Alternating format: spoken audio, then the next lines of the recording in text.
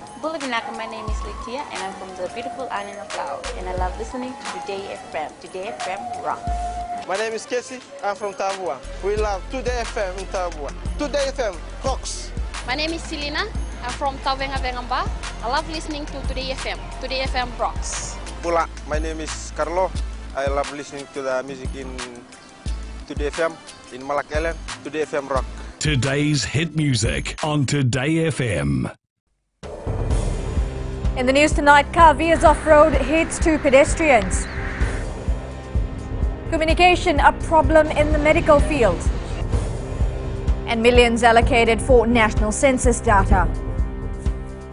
From the studios of FBC Suva, Amrita Sagar.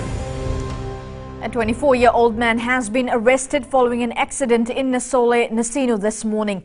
Two men are in critical condition at the CWM hospital in Suva after they were hit by a rental car which was driven by the suspect. Pranita Prakash reports one of the victims was allegedly dragged 3 meters away from where they were initially hit before he was robbed.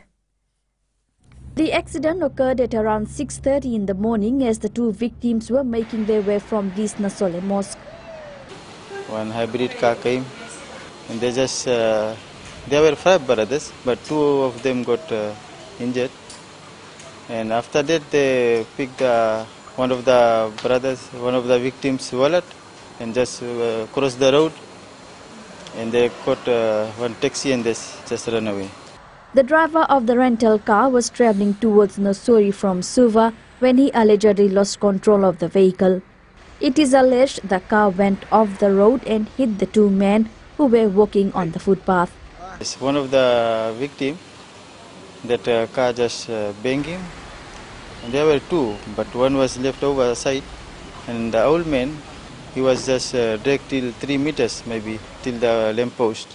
And you can see the lamppost. By looking at that, we can just feel it. Police spokesperson Anane Sor confirms investigations have begun. At this point in time, we can confirm that the 2 are admitted in hospital.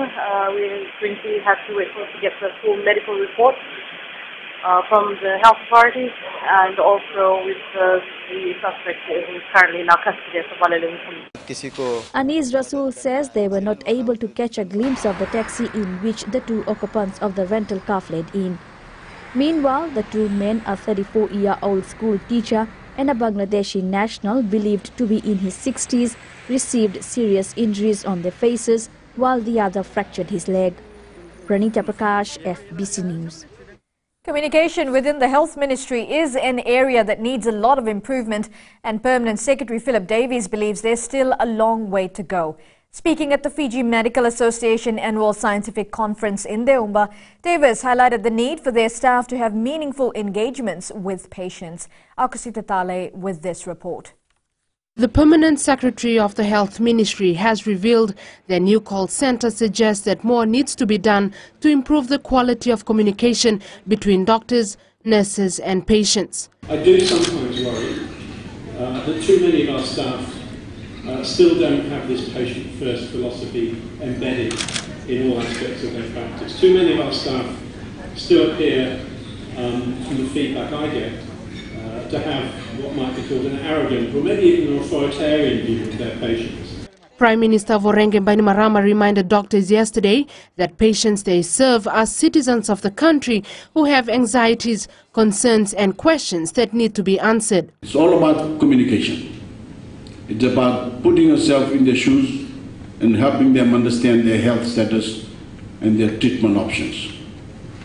Depending on how you handle those interactions, depending on the effort you put in with each patient, you can be seen as a voice of comfort and reason, or as a cold and distant operator. The Permanent Secretary also revealed that more than 1,000 calls, text messages and emails of complaints from the public were received from the call centre during its first month of operation. Davies adds that 23% of calls were related to staff's attitude. Akusit Tale, FBC News.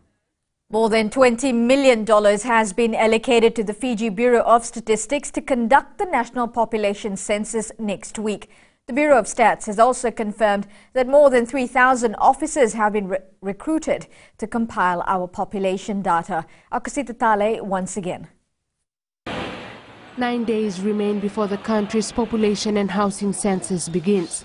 Statistician Semi Talemai Vavalangi says all the groundwork to carry out the exercise is complete. On Sunday, we expect 2 boats to leave for Laos, taking census officers who will be involved in census taking in the Laos group. Last Wednesday, there was a team that left for Kandavu. Households are being warned to be aware of impersonators during the census period. Please, if they come up with the ID cards, if they turn up at your doorstep with ID cards, do open the door, otherwise just don't let them in. Statistician Meli Nandakuda says the ministry is also raising awareness on what to expect during the census exercise. Other departments telling them about what is census and when is the census, and also what kind of information we are going to gather during the census. Not only that, now we have a team on the ground visiting all NPDs, that is non-private dwellings. Everyone in the country, including tourists, will be counted during the National Census Day. The Fiji National Census will begin next week Sunday and continue for 3 weeks. Akusit Tale, FBC News. The implementation and enforcement of the new minimum wage rate, both for the formal and informal sector, will start from the end of this month. Minister for Employment, Productivity and Industrial Relations, Chone Usamate, says the new national minimum wage of $2.68 will benefit more than 150,000 marginalized workers in the informal sector. Usamate is urging employers to adjust their books and payrolls accordingly prior to the implementation date. The Ministry of Employment will also publish details in the dailies and organize a roadshow to explain the new national minimum wage and the different increases in the 10 sectoral wages, as well as other terms and conditions of employment. Well, still to come, Fiji's food import bill a concern. A new staff quarters for Senganga Health Centre, that's coming up.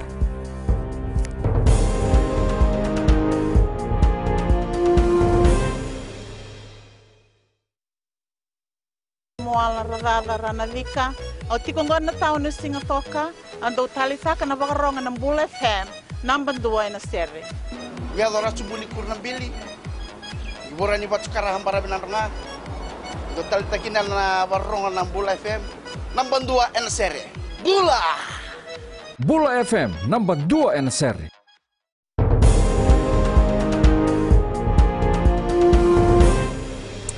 While Fiji exports a lot of local vegetables, import of high-value vegetables is a concern. The country's food import bill over the last 5 years show an average spending of around $778 million. Ropate Valeme has more. The Agriculture Minister says the value of our food import bill is too high given that a majority of commodities imported can be produced locally. Consumption keeps changing because of the growth as well. As our economy grows, there is more spending power as well.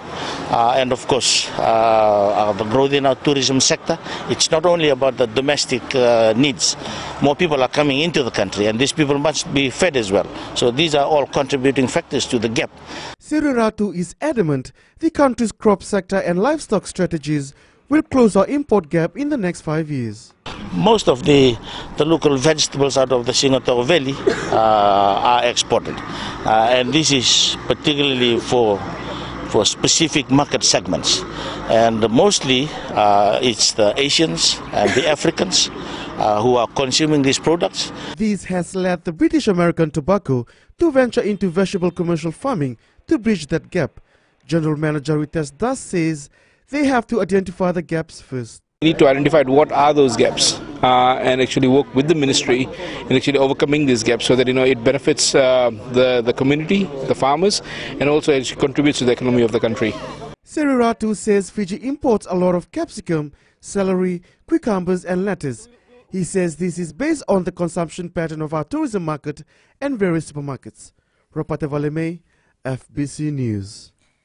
The lack of quarters is a challenge faced by many health centres in the rural remote settings. For the Senganga Health Centre, there will soon be some relief with the construction of a new 4x1 mass night quarters for its staff. Eleanor Tarangaview reports. It's considered a major development for the health sector in Honolulu. The construction of a 4x1 masonite quarters for nurses at the Senganga Health Centre is expected to improve services in this part of the Northern Division. This will ensure availability of enough staffs, and enough staffs will be posted to Senganga Health Centre, which will ensure enhanced services to the public or the people of Senganga. It will ensure that there will be more enhanced community health programs. There will be more staff availability for after-hour services. With the decentralization of health services comes the need for more staff, hence the demand for quarters. The construction of these new $500,000 quarters will take about 18 weeks to complete. The 1x4 masonite quarters for the nurses at Senganga Health Centre is a major construction project for our time within the Senganga Rural Growth Centre. The nurses' quarters are an important part of the health development program. The Northern Division can also expect major development within its health sector within the next 3 years. Given the benefits of the corridor to the increasing population, the Health Authority has listed all segments of the Northern Division in its list of projects of common interest. That includes proposed mortuary services, upgrade of Number 1 Hospital, construction upgrade of Tawake Nursing Center and quarters, and increased presence within the Senganga, the Kondobe and Bua areas. The Senganga Health Centre has 22 staff who serve a population of a little over 5,000 people, and they attend to an average of 150 patients a day. Eleanor Turangaibiu, FBC News. Lawyers have been reminded not to differentiate the rich and the poor when conducting their services. Fiji Law Society President Lauren Vaurasi says services must all be the same despite which client they are serving. The society is working on ways to improve its service to the public. Vaurasi says this is through awareness and community programs. Lawyers have also been reminded to dedicate time doing pro bono works with the Legal Aid Commission. Whether they are from far-flung villages or whether they are the deep pocket clients, but the service must always be the same. It must always have the high standard. We cannot differentiate between the poor and the rich. Our standard will always remain the same. And also to know that if we improve our business skills, we become better lawyers, we become better business people, and the service for our clients. A novel written by a Fijian author and her European best friend will be used as a secondary resource material in the Indonesian educational curriculum. 23-year-old Christine Nicola has written her first novel titled Way to Indonesia, 2 Lives, 2 Fates, 1 Batik, which was published on the 17th of August. Akusita Tale with this story. Christy Nicola and Andre Zapsa turned an exchange program in Indonesia as an opportunity to write a novel that has received an overwhelming support. Earlier this year, I went on an arts and culture scholarship that was fully funded by the Indonesian Ministry of Foreign Affairs. For me, I wanted to experience new culture and get re-inspired with writing after studying for 3 years straight. The novel is about a journey through batik art inspired by true life events. It is a story, I think, targeted for youth. It is a story for survival, a story for struggle. Regardless of age, you are always trying to find your place in society, find your passion. It is a story of love, a bit of politics and a bit of romance. It took the duo 3 months to write, compile and complete the novel. Nicola says this achievement has encouraged her to write more. Akusit Tali, FBC News. Coming up in sports, Fiji Pearls go down to South Africa. And volleyball tournament, a hit in Nandi. This and more after the break.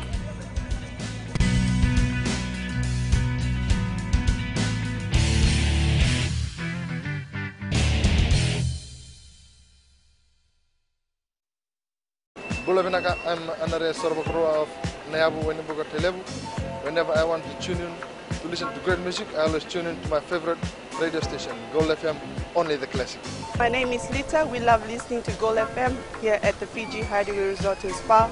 Gold FM, only the classic hits. We here at Tano Waterfront Lautoka love listening to Gold FM. Only the classic hits. Gold FM, only the classic hits.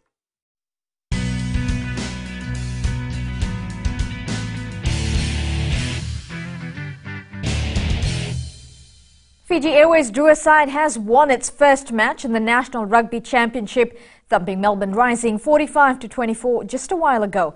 The Drua side were in devastating form, running in 7 tries in the game. Samu Sangiwa, Apetin Daveta and Pedeli Nadembe scored a brace of tries, while Eroni Vasiteri got a try in the second half to seal the match. The team arrives into the country next week and faces New South Wales Country Eagles at Lawanga Park 3 p.m. next Saturday. One of Fiji's Sevens Olympians has been axed from the extended squad in preparation for the World Rugby Sevens series. Despite dropping the famous wingers, coach Gareth Baber continues his hunt for more talent. Vashnil Prasad reports. Vodafone Fiji Sevens Olympic gold medalist Samisoni Viriviri has been left out of the extended squad, confirming that coach Gareth Baber says he is still looking for more players to join the team in preparation for the Sevens series. The talent that is in Fiji is I want to grab hold of it and make sure that it comes through into the Sevens environment as well, if it's right. The second week of camp is expected to be intense as the injured players make their return to contact rugby. Yeah, it's just things that we need to monitor and make sure that we're not putting them at risk when they go on a field. I want them to be as healthy as possible. With more talents to pour in, experienced players believe it won't be an easy ride this season. I have to improve a lot mostly in my defense. Because last year, I have to really work hard in my defense. The side broke camp on Friday and marches again on Monday for another week of training. Vashnil Prasad, FBC Sports. Well, Argentina may have slipped well back in rugby's world rankings, but All Black skipper Kieran Reid refuses to write them off ahead of tonight's test in New Plymouth. A huge support for the Barrett boys is expected when All Blacks takes on Argentina in Taranaki. The Fiji Pearls team went down 83 points to 36 to South Africa in their second test match at the Vodafone Arena last night. Vashnil Prasad reports there's a lot of areas to work on ahead of the Europe tour next month. The Fiji Pearls met the South Africans for the second time at home with the hope to cause a major upset last night. The Pacific Queens started well against the visitors in the first quarter. Again, fatigue crept in, and to be able to maintain that intensity, you've got to be able to be really well conditioned. Fifth-ranked South Africa showed sheer class again, beating the Pearls 83-36. While the goal difference is one thing, South African coach Norman Palmer says the Pearls displayed a better game than the first one. You know, sometimes when you haven't played a team international game for a while and it's a new team to play against, you take a while, and I thought tonight their performance was, much better than the other night. This match was also a timely boost for Fiji's debutants to play against the giants of netball. To absorb as much as I can, learn as much as I can, and try and prepare myself for the bigger picture, which is the Commonwealth. This marks the end of tour for the South Africans, and they also have a lot to improve on before the Commonwealth Games next year. We needed to work on, we definitely did in this game, so I'm very proud of that. I think we definitely improved in some things that we did wrong yesterday. However, this is just the beginning for our national team as they turn their focus to the European tour next month. Vashnil Prasad, FBC Sports. Now, weightlifting Fiji's Iron Lady Apollonia Vaivai won the gold medal in both the Commonwealth Championships and Oceania Championships in a sensational competition last night. Vaivai recorded a personal best of 227 kg for a 69 kilo weight category. The Suva lass lifted 101 kg in the snatch and 126 kg in the clean and jerk. Well, hundreds of volleyball fans turned up in numbers to support the players at the Nandi Airport volleyball tournament underway at Prince Charles Park. The participating teams were from business, corporates, private sector, civil servants and the tourism industry. Eroni Tuinuku reports. Thousands of players from different working sectors and industries around the country gathered today to play volleyball for a good cause. The uniqueness about this organization is the fact that we actually have a foundation that we normally donate funds to, and for this year I'm grateful to say that we've raised about $8,000, which we are donating towards WOW's Fiji. Most of these players, especially supporters, took time off from work to spend the day with family and friends. Firstly is the togetherness and the opportunity for people to interact. Last year's defending champion Police is confident for another win. We are here to defend the shield as a defending Open Men's champion. So I've already informed the boys to go for that shield. We've already entered the shield yesterday, and we are going for that shield again. By tonight, we will take over. We will take that shield back to Nassau. The tournament hosted more than 450 games played in 5 different categories. Eroni Tuinuku, FBC Sports.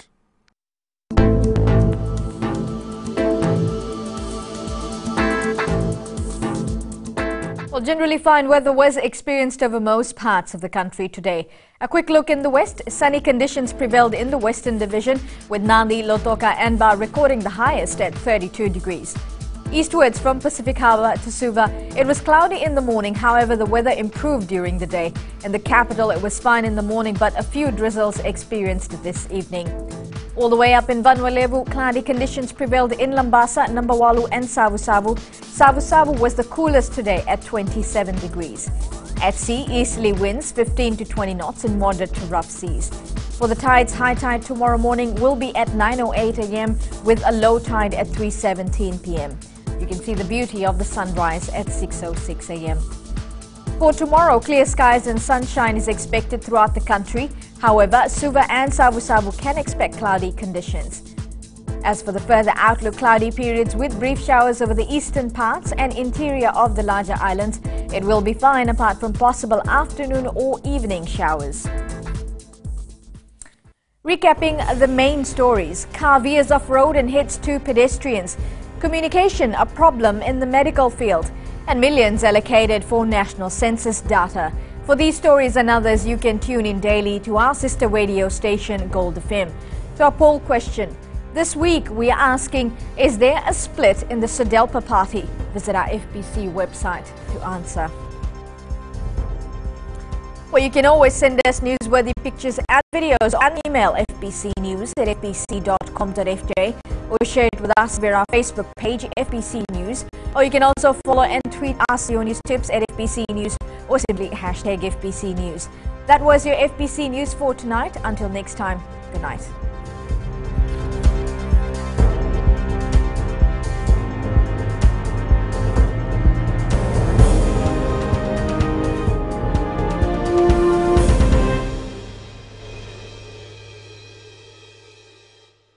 मैं Premila वायरुकू recce से सुबह मेरी आँख खुलती है तो मैं मिर्ची एफएम सुनती हूँ। मिर्ची FM is number 1। It's so hot. हम लोग बार टाउन के कैरियर ड्राइवर लोगों ने हम लोग के मिर्ची एफएम सुनो अच्छा लगे। मिर्ची एफएम इज हॉट। हाय, मैं संध्या नारिया रेकी से मेरे सारे दोस्त मिर्ची एफएम सुनते हैं। मिर्ची FM is hot. I love मिर्ची एफएम। हमें स्पिन टॉटो ताबुआ के मिर्ची एफएम में सबसे अच्छा गाना बजे। मिर्ची एफएम, it's hot.